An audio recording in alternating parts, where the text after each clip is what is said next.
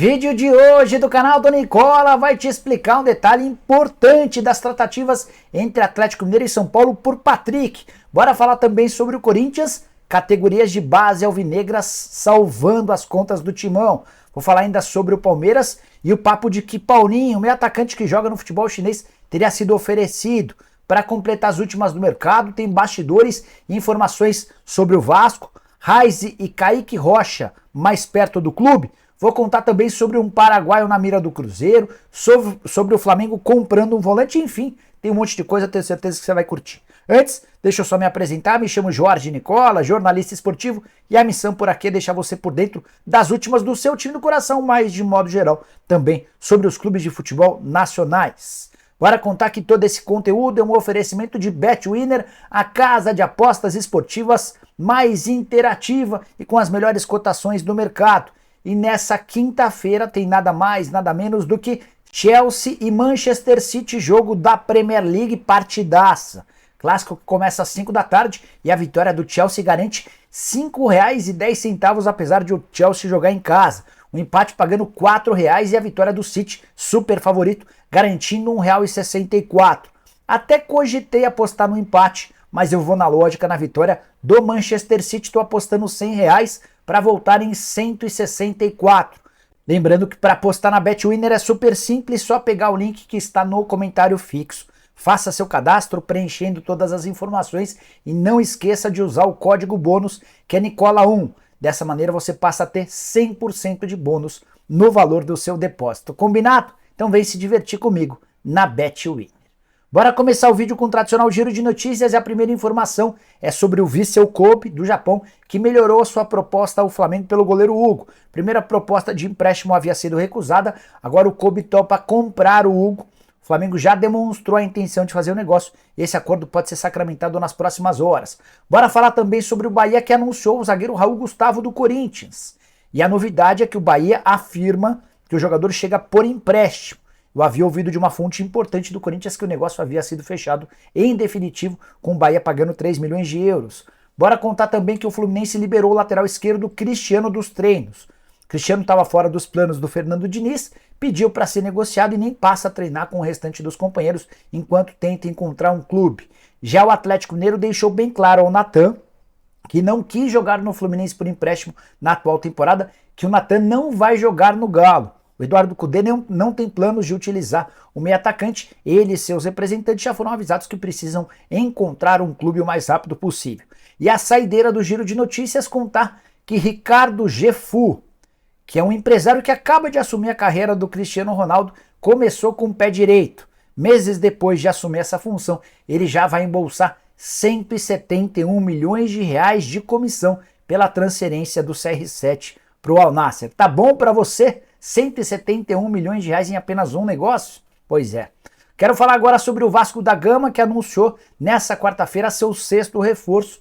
Trata-se do lateral direito Pumita Rodrigues, 25 anos de idade, pertencia ao Nacional do Uruguai. Ele havia chegado na segunda-feira no Brasil, passou por exames médicos e assinou contrato até 2025. Jogador formado no Danúbio, esteve em 2020 no Racing da Argentina e havia sido comprado pelo Nacional no início da temporada de 2022, fez bom ano, jogador muito seguro na defesa, apoia também com qualidade, fez parte da relação de atletas da seleção uruguaia durante a Copa do Mundo, embora não tenha entrado em campo. 6º reforço, os outros 5 que o Vasco já havia anunciado. Pedro Raul, centroavante, jogou o Campeonato Brasileiro pelo Goiás. De Luca, volante, não tinha contrato após o encerramento com o Bahia. Léo Pelé, zagueiro, comprado do São Paulo por 16 milhões de reais. Lucas Piton, lateral esquerdo do Corinthians, comprado por 17 milhões de reais, além do Robson Bambu, que chega por empréstimo junto ao Nice da França. Bora falar agora sobre o Corinthians, que está sendo salvo, pelo menos na parte financeira, pelas categorias de base. Nos últimos meses, mais de 95 milhões de reais foram garantidos em apenas 3 transferências. João Vitor, vendido ao Benfica por 51 milhões de reais, Gabriel Pereira, atacante, vendido ao New York City por 27 milhões de reais e mais recentemente o Lucas Piton, vendido ao Vasco por 17 milhões. Você soma essas 3 operações e chega ao número de 95 milhões de reais. Uma constatação importante: todos esses atletas vieram pelo departamento de captação que é coordenado por Alisson Marins. O Alisson tem feito um trabalho muito legal na base do Corinthians, buscando e encontrando vários dos jogadores que acabaram se destacando. Só para citar mais um exemplo, Robert Renan, outro atleta descoberto pelo Alisson, enorme potencial, ele foi envolvido na troca que trouxe, em definitivo, o Yuri Alberto para o Corinthians. Guilherme Biro, que o jogador que foi convocado para a seleção brasileira sub-20, Wesley, que tem feito sucesso no time da base, logo vai estar no profissional, são outros dois jogadores descobertos pelo Alisson Marins. Prometo ficar de olho na história da base do Corinthians para ir trazendo as novidades para vocês, beleza? Quero falar agora sobre o Cruzeiro, muito perto de contratar um zagueiro da seleção paraguaia. Trata-se de Bruno Valdés, 30 anos de idade, passagem bastante marcante pelo América do México. Por lá ele disputou 226 jogos com 27 gols. Não houve acordo para renovação do contrato entre as partes e o Valdés está analisando as possibilidades. Segundo o seu empresário, que atende pelo nome de Pedro Aldave, são 3 as maiores alternativas, as melhores chances. Uma delas do próprio Cruzeiro. Declaração do Pedro em uma entrevista a um programa no Paraguai faz o seguinte, abre aspas: faz tempo que o Cruzeiro quer o Bruno Valdés e é um dos times interessados. O América, time mexicano, não vai renovar o contrato e ele quer mais tempo para voltar à seleção paraguaia de futebol, fecha aspas. A maior dificuldade do Cruzeiro hoje é equacionar a questão financeira. No México, o Valdés ganha muito acima dos R$300 mil por mês, colocados como teto salarial na Raposa. Só a título de comparação, isso equivale a mais ou menos menos de 60 mil dólares. Por lá ele ganha um salário bem superior a esse. Mas tem algo que joga a favor do Cruzeiro. A esposa do Valdés, a Mag Duarte, nos últimos dias curtiu uma série de publicações no Instagram que falavam a respeito da chance de o Valdés se tornar reforço da Raposa em 2023. Quero falar agora sobre o Vasco da Gama para acrescentar mais alguns nomes a vários outros que já foram especulados. Primeiro deles, Santiago Reis, ou Reis, não sei como é que se fala, tem 21 anos de idade, é um dos alvos do Vasco da Gama, atleta que disputou 2 temporadas completas com a camisa do Huracan. Trata-se de um volante de muita pegada, de muita marcação e que aos pouquinhos tem evoluído também com a bola nos pés. Na última temporada, por exemplo, 37 jogos, 2 gols e mais 2 assistências. Estágio inicial de tratativas, tá? Não espere que o Santiago seja contratado muito em breve.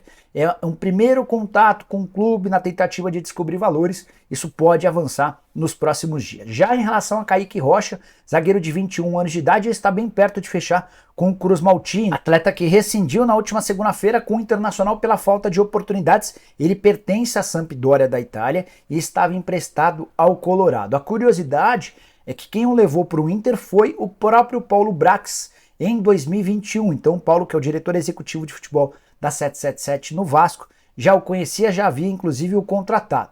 Na temporada de 2022 pelo Vasco foram 23 partidas, pelo Internacional foram 23 partidas. É uma aposta barata que o Vasco faz para reforçar seu sistema defensivo.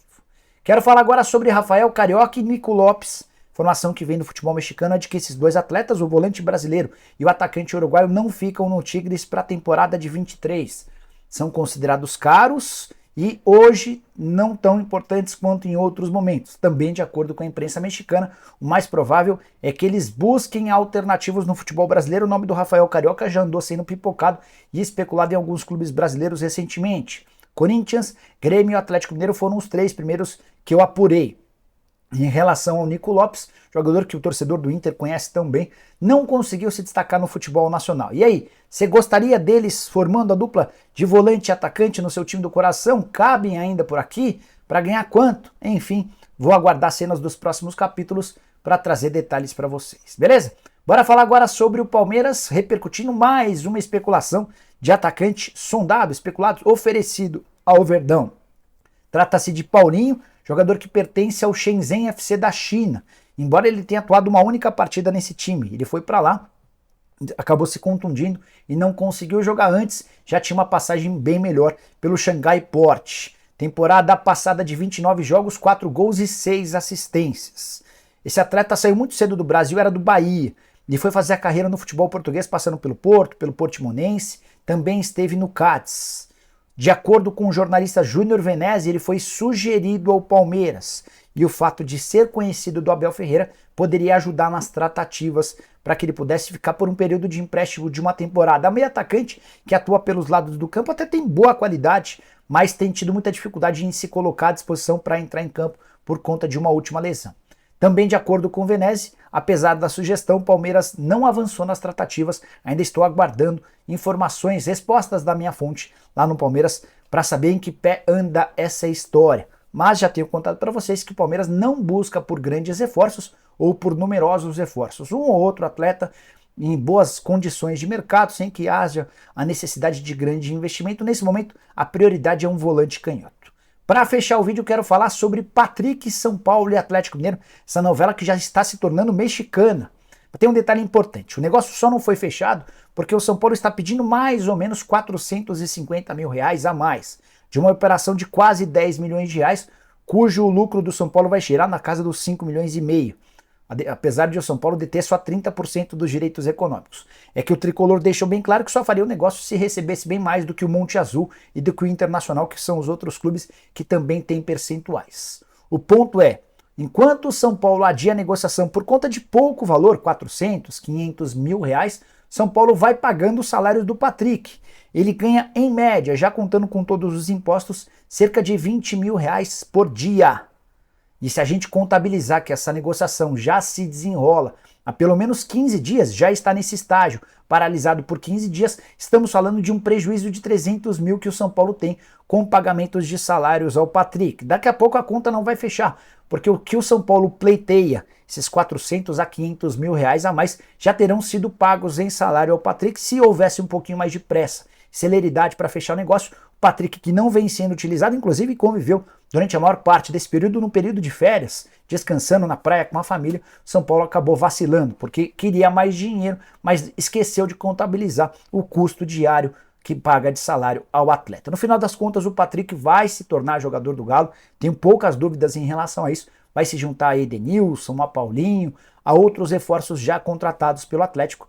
Baixa é importante no São Paulo. O Patrick deixou ótima impressão na sua primeira temporada no Tricolor. O que pegou foi aquela discussão que eu contei com exclusividade para vocês com o Rogério Ceni no vestiário do Maracanã no jogo contra o Fluminense. E aí, você tá gostando dos movimentos do São Paulo? Usa o espaço para comentários. Também não esquece de deixar like, de se inscrever no canal. A gente volta às 7 da noite com o programa do Nicola. Abraço, tchau!